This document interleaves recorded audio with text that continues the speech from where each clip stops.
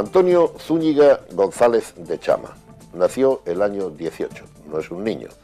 Lo ha sido todo en la región, todo en la ciudad, antes de la guerra y después de la guerra, en la vida social, en los negocios y sobre todo en la política y también, como no, en un importante capítulo de su vida que es la cultura.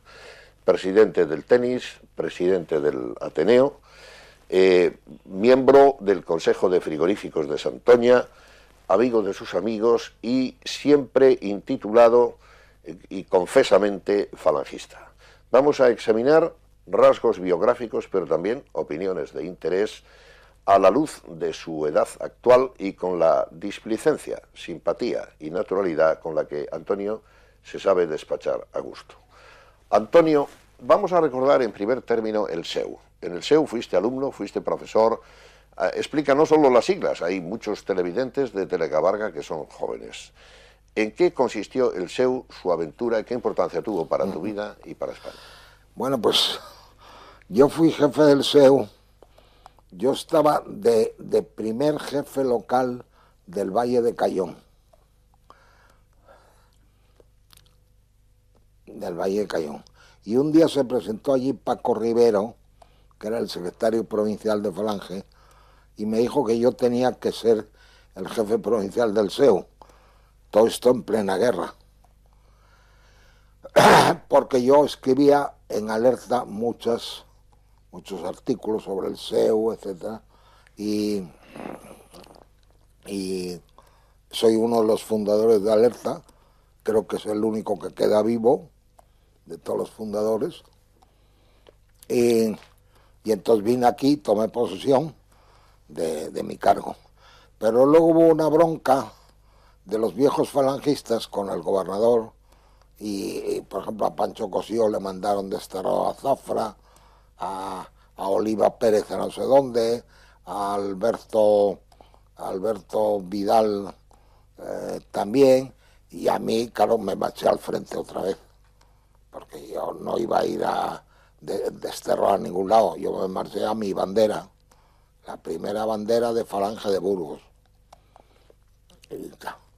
Luego, al pasar los años, y yo seguía siendo consejero nacional del SEU, y entonces pasaron los años y el SEU hizo un invento importante, que era en las ciudades españolas que no había universidad, que eran solamente 13 las que tenían universidad, creó las llamadas academias del SEU, que las hubo, por ejemplo, la de Victoria o Bilbao eran malas, pero las hubo muy buenas como la de Santander, que éramos unos 500 alumnos en el actual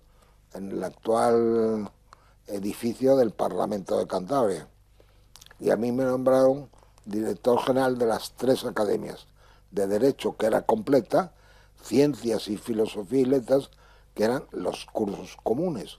El SEU era un sindicato estudiantil totalmente falangista, eso no tiene duda. Yo hablo de antes de la guerra. Cuando nosotros llegamos, había otra organización estudiantil que se llamaba la FUE, Federación Universitaria Española, y que era más bien de la República, de izquierdas y tal. Nosotros salimos con el SEU y el SEU era la punta de lanza de la Falange. Antonio, fuiste profesor de Derecho Político. ¿No hay una cierta contradicción en sus términos que se explique derecho político en un régimen dictatorial o por lo menos que podía condicionar no solo la asignatura, sino explicaciones y los comportamientos entre alumnos, profesores y de la propia convivencia? No estuvo tan condicionado, porque yo me acuerdo que en segundo año expliqué Derecho Constitucional y explicaba las constituciones de medio mundo, la de Estados Unidos, la de Suiza, la de Inglaterra, que no está escrita, las varias de Francia, españolas, etc. Luego, pues sí, estaba algo condicionado con los principios fundamentales y tal, pero lo demás no. Además, yo tenía un poco de, no cabe duda, de vara alta. Yo decía y lo que me daba la gana, y compraba los libros que quería. Y iba a Francia mucho, a Burdeos, y traía mi coche lleno de libros que estaban prohibidos en España, pero a mí unos en francés, otros en español, yo los traía a la vista de todo el mundo. Los goles ¿qué trae usted? Pues libros. Eso del liberalismo me lleva a una décima de nuestro común amigo Pedro Crespo de Lara, que sí define, creo que con gran simpatía, una parte de tu personalidad. La voy a leer. Dice: desde México al Puntal no encontrarás por igual al noble santanderino Antonio Zúñiga, un fino falangista liberal. De mozo fue enamorado, jubiloso y bullidor. Ahora vive a su sabor el presente y del pasado que le quiten lo bailado. Antonio, no es una contradicción en sus términos, aunque obviamente yo no niego la afirmación brillante de Pedro, el ser falangista y liberal. Por una razón. Yo fui alumno de la famosa residencia de estudiantes, cosa que muy poca gente sabe. Y allí es donde me inyectaron el liberalismo. Porque claro, no cabe duda que la residencia de estudiantes era un sitio absolutamente liberal. No comunista ni socialista, liberal. Pero al mismo tiempo, yo en abril del 35 me afilié a Falange Española, y para mí José Antonio era un dios. Y claro, pues yo compaginaba perfectamente ambas cosas. Por eso he sido muchas veces, me acuerdo que me decía Ricardo Gullón, pero si tú lo que eres es un liberal. Era un liberal, efectivamente, porque yo leía de todo lo habido y por haber, con prohibición eclesiástica o sin prohibición. A mí eso me tenía al pairo. Donde sí podemos encontrar un profundo liberalismo es en tu trabajo en Viento Sur. Tus relaciones con Proel, tus relaciones con aquellos entusiasmos de calidad en la edición, en las lecturas, en las publicaciones, donde hay incluso trabajos inéditos de Julián Marías. Explícanos qué fue la importancia de Viento Sur y tu papel en aquel grupo. Sí. A mí el que me metió en ese jaleo fue Ricardo Gullón. Como Ricardo Gullón fue el gran impulsor de la cultura en Cantabria en los años 50 y 60.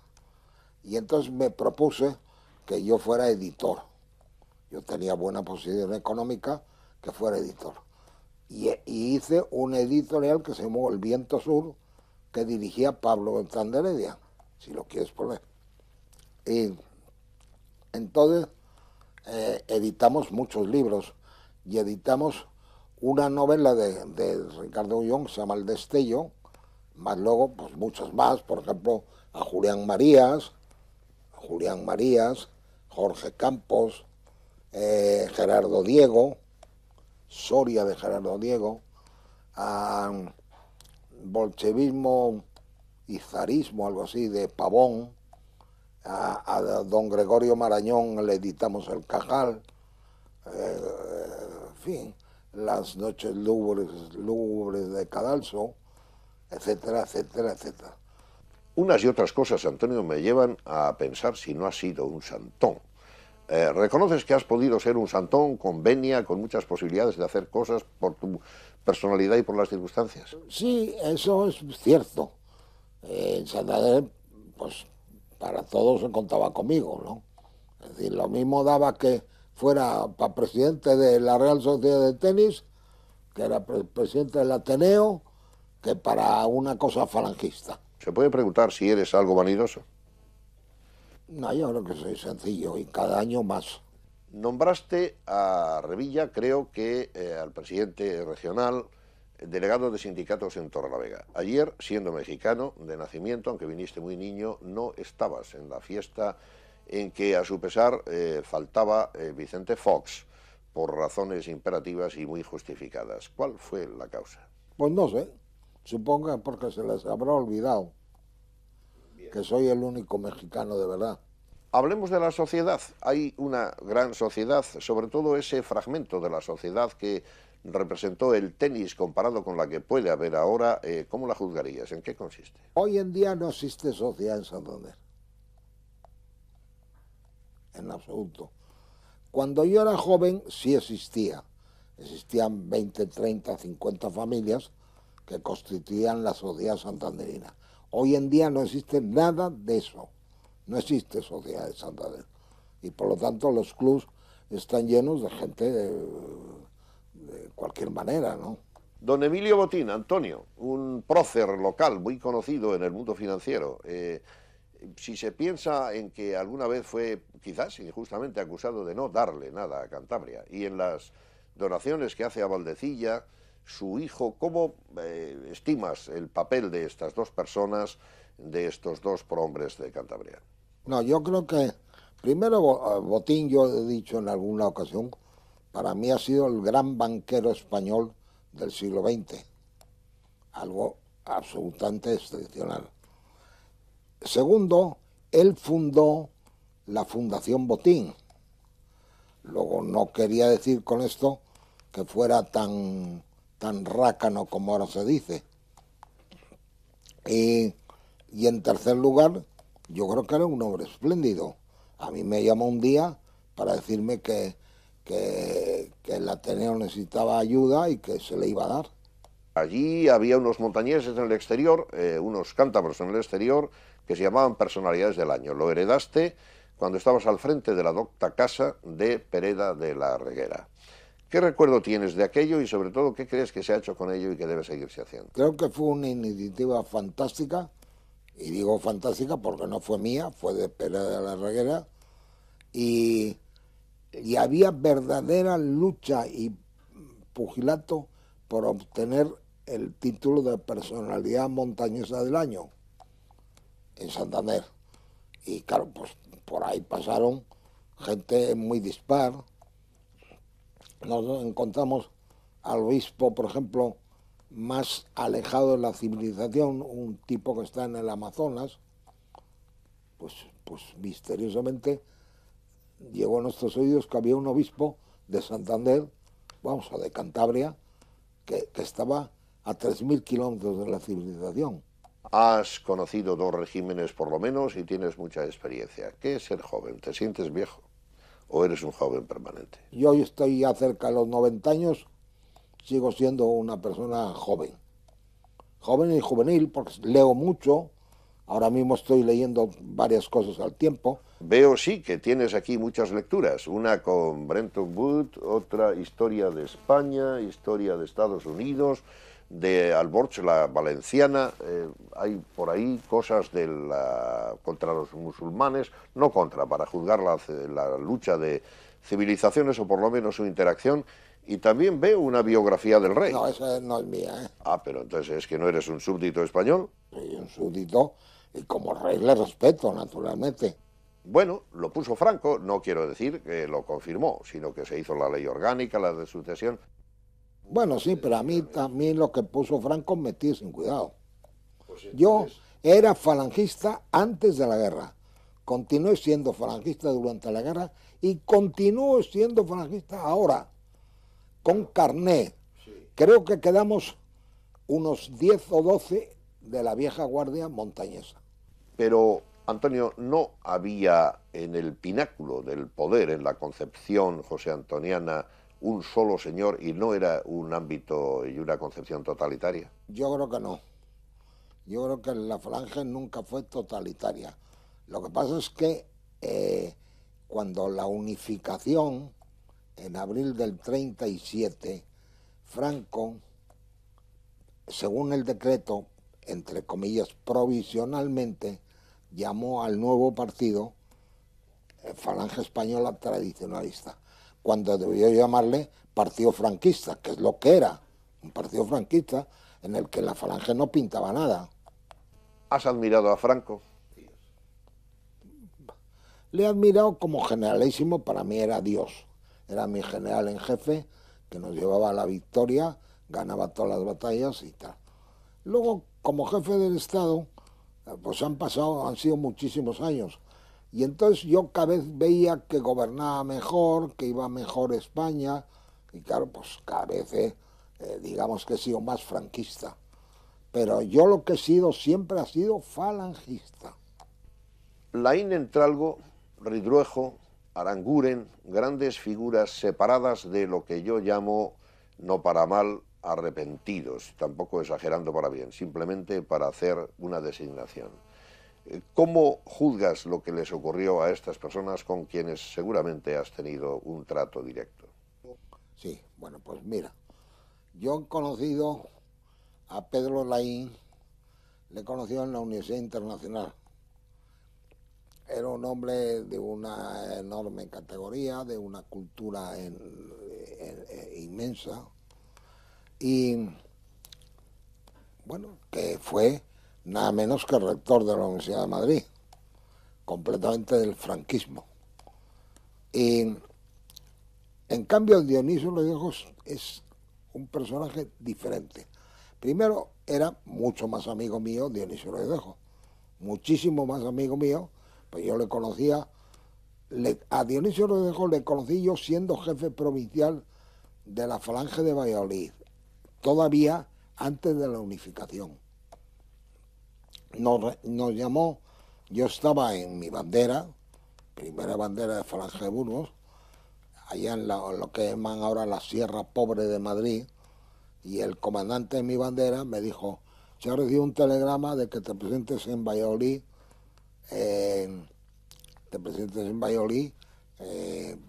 para hablar con Ridruejo, que quiere volver a formar el SEU. Y allí conocí yo a Girón, y luego he sido íntimo amigo de él. Pero allí pues, fuimos unos 30 viejos seuistas. Allí se nombró jefe nacional del SEU a Eliodoro Fernández Canepa, que era un estudiante de medicina, y fue a Salamanca y tal.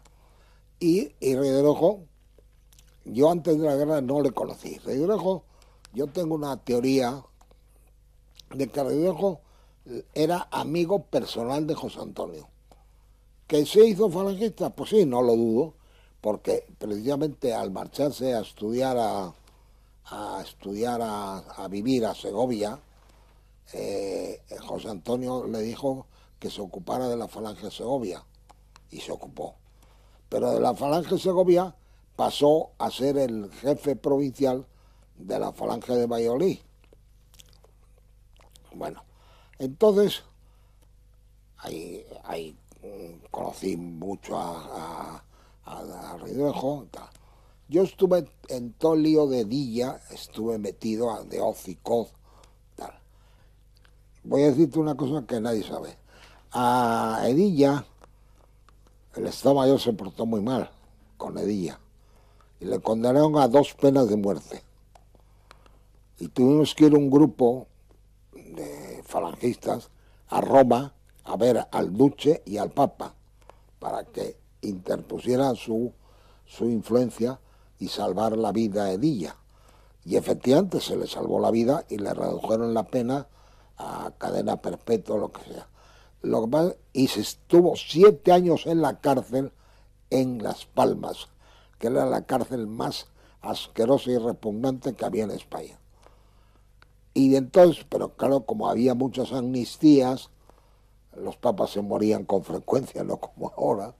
Entonces, pues le cambiaron la estancia en la cárcel de Las Palmas por ser desterrado a las Baleares. Y allí tuvo que trabajar como un chino de descargador en el muelle, etc. Bueno, pues bien, una de las penas de muerte que le condenan a Edilla es por un famoso telegrama que, según el tribunal, había dirigido él a las jefaturas provinciales. Pues bien, ese telegrama, él no sabía absolutamente nada de ese telegrama, y ese telegrama le escribí yo.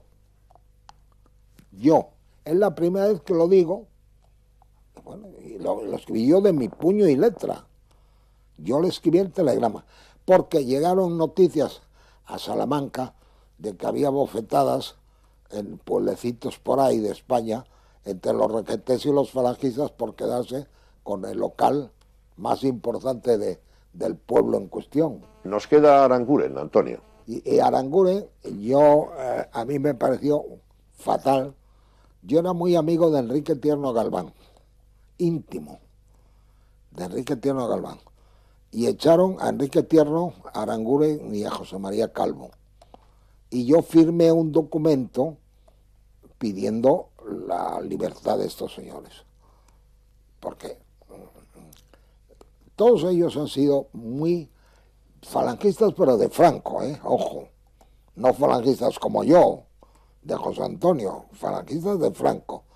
Porque el que organizó toda la falange de Franco fue Ramón Serrano Suñer, apoyado en el grupo de Rosales, de Redejo, de Panero, de un grupo intelectual importante, y yo creo que ha sido cuando ha sido más fascista el régimen, en esos 2 años, creo. A mí, estoy acostumbrado a que me llamen desde niño facha, fascista, y tal, metido sin cuidado, que me llamen lo que quieran. Yo sé, primero, que José Antonio puso un telegrama diciendo que él no asistía a Montré, a Suiza, a una internacional fascista, porque él no era fascista y tal. Bueno, que eso no se le hace caso. Segundo, porque lo digo yo y me da la gana. Y yo no me he sentido en mi vida fascista, nunca he sido fascista. Naturalmente mucho menos nazi. Yo del nazismo no sabía nada, no, pero absolutamente nada. Ni había oído hablar en mi vida de Hitler ni nada de eso hasta la guerra y hasta que me mandaron leer Mi lucha, que me pasó igual que cuando Tierno Galván estaba empeñado en que leyera a Carlos Marx, y leí el manifiesto comunista de Marx y Engels, pero no hubo cristiano que se tragara El Capital ni Mi lucha de Hitler, El Capital de Marx y Mi lucha de Hitler, porque es que eran unos libros que no pasabas de la página 20, por más impulsos que tuvieras, ¿no?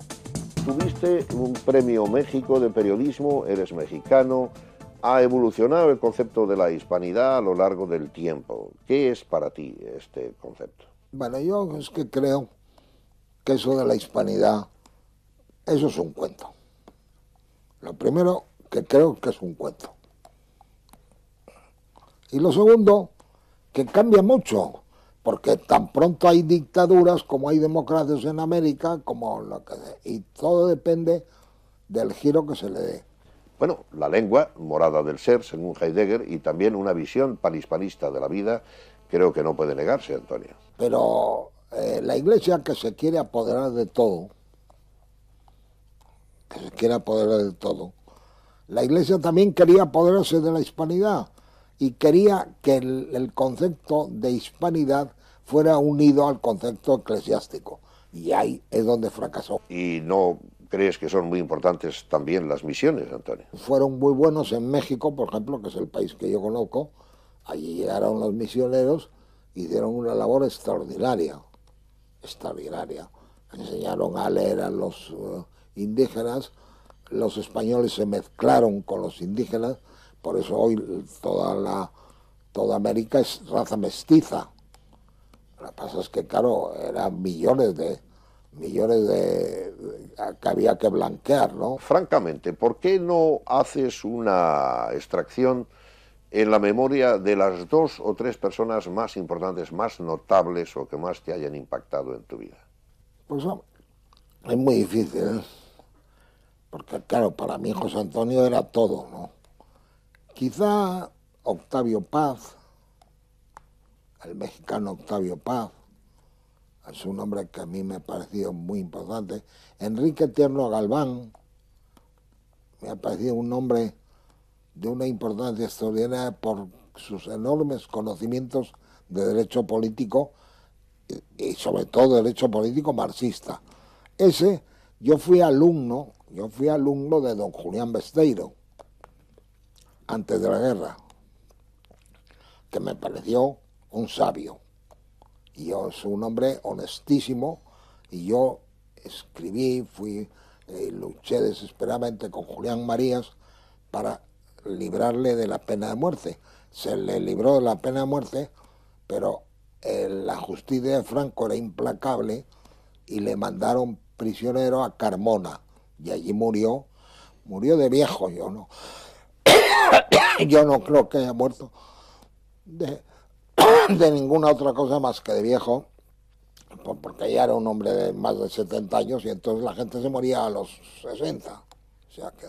María Asunción Pérez del Molino. Creo que es obligado hablar de Chucho, a quien tuve la suerte de conocer y tratar un poquito cuando venía a hablar contigo. Recuerdo que cuando fui yo a pedir a mi novia, que luego fue mi mujer, y que hemos vivido muy felizmente más de medio siglo, hasta hace unos años que se ha muerto, me dijo mi suegro: fíjate si soy liberal, que hasta permito que mi hija se case con un falangista. Y eso no se me olvida a mí nunca. Ella, ¿cómo era? Pues ella era una mujer muy católica, extraordinariamente católica. Siempre me acompañó a mí en mis avatares de falange, contra el régimen o contra quien sea. Siempre me ayudó y era muy buena persona. Entonces, don Eduardo Pérez del Molino y Herrera,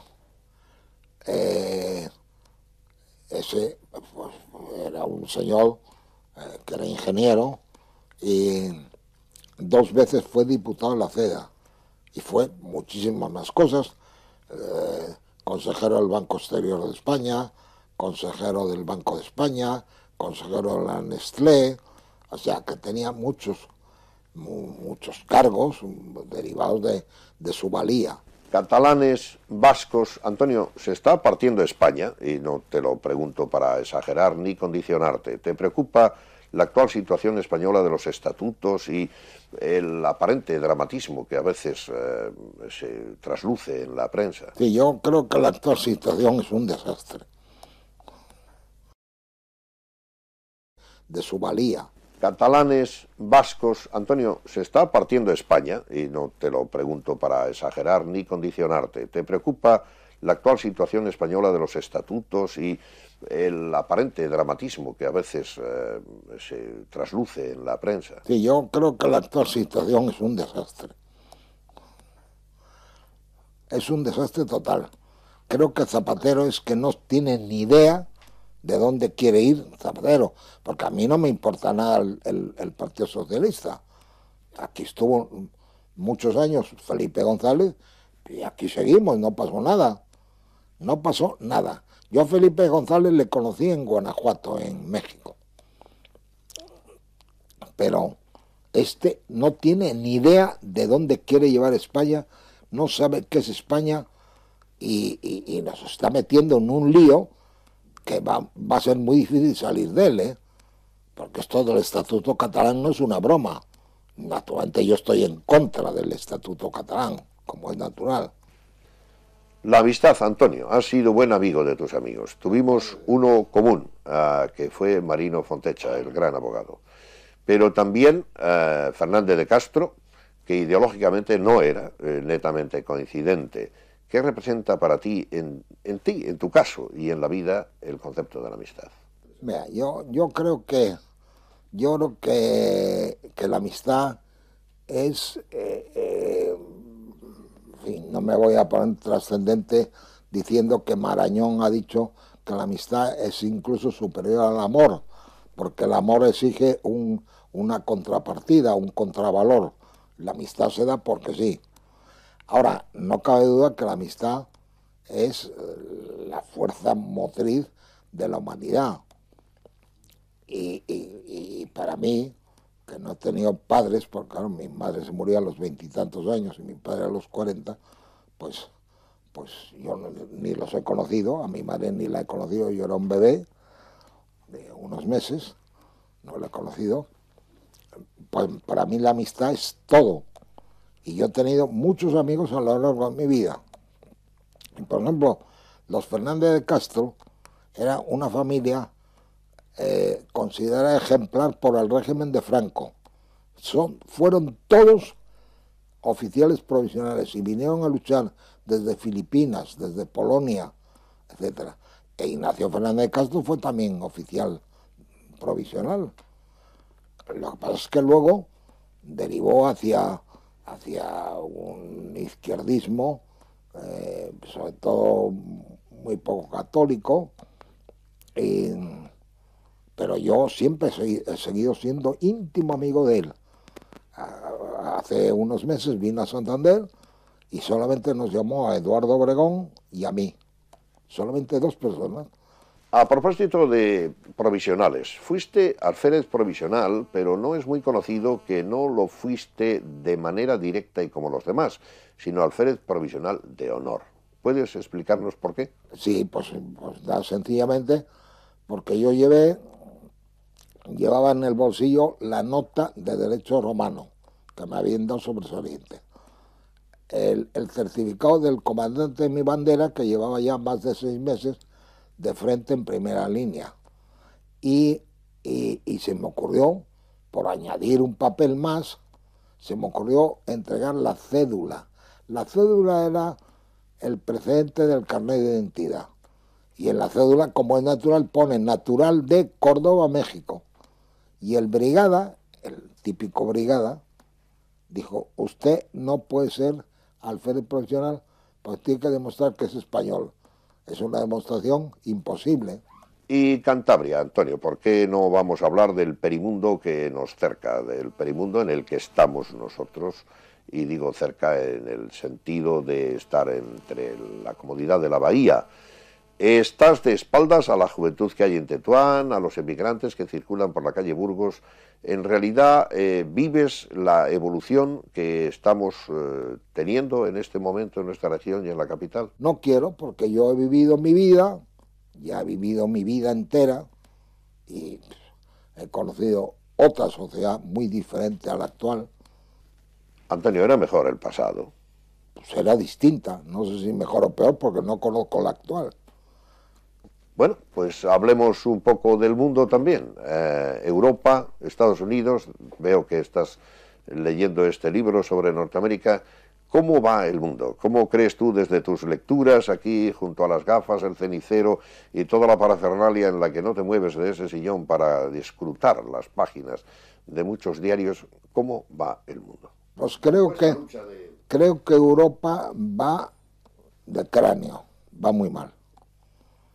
Creo que Europa va muy mal, que Asia va muy bien y que América, Estados Unidos, se va a aguantar. Mucho más del siglo XXI en el que estamos. Se va a aguantar porque son muy potentes, muy trabajadores y además que ahí cabe mucho más del doble de gente que tienen ahora. O sea, eso es evidente, ¿no? Pero en cambio, el resto de América yo le veo mal. Le veo pues, a Colombia, a México, a Cuba, a Brasil, que no despegan. Y vuelvo a insistir que a Europa la veo cada vez más baja de tono, de categoría, de influencia, de poder político. Hoy no hay políticos en Europa, no hay nadie, porque el Chirac y el Schröder y el Zapatero y todos estos no son nadie. Frente a un De Gaulle, a un De Gasperi, esos eran grandes políticos, ¿no? Antonio, creo que fuiste gobernador civil solamente por un día. Bueno, pues porque no se podía vivir con el sueldo de gobernador. Sencillamente por eso. Porque el gobernador tenía 3 sueldos. Gobernador civil, jefe provincial del movimiento y delegado de abastecimientos y transportes. Los 3 sueldos en conjunto venían a ser unas 15.000 pesetas. Y yo ya estaba gastando 17 o 18, pues es obvio que no podía vivir con eso. Una pregunta atrevida, Antonio. ¿Tú crees que eres un señorito? No, nunca me he considerado un señorito. Ni creo que haya habido señoritos en Santander. Ha habido muchos señoritos en Andalucía, que es un concepto distinto. Por eso yo tengo tanto prejuicio con la falange andaluza, que eran muy amigos eran muy señoritos porque eran primos o amigos, compañeros de estudios de José Antonio Primo Rivera.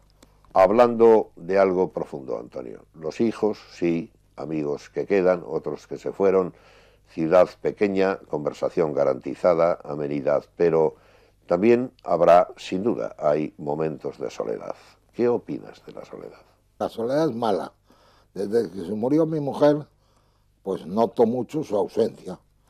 Y la soledad, pues yo como 4 días a la semana fuera con mis amigos, que son sobre todo Miguel Nardiz y Francisco González Camino. El primero tiene una finca en Soria, el segundo es arquitecto. Y, y el resto del día me lo paso leyendo. Y cuando viene el telediario pongo la televisión para enterarme de lo que ocurre en el mundo. Y si hay una película buena la veo, y si no, pues no veo nada, sigo leyendo. ¿Tienes miedo a morir? No, ninguno. Y pienso que naturalmente yo soy creyente, ¿eh? Soy creyente, muy mal practicante he sido, ahora soy un poco mejor, pero muy mal practicante, pero soy creyente y creo por lo tanto que hay otra cosa después de esto, no sé lo que es, naturalmente no sé lo que es, pero que tiene que haber, simplemente por haber estudiado Derecho, yo creo que tiene que haber una justicia. No es lo mismo Al Capone o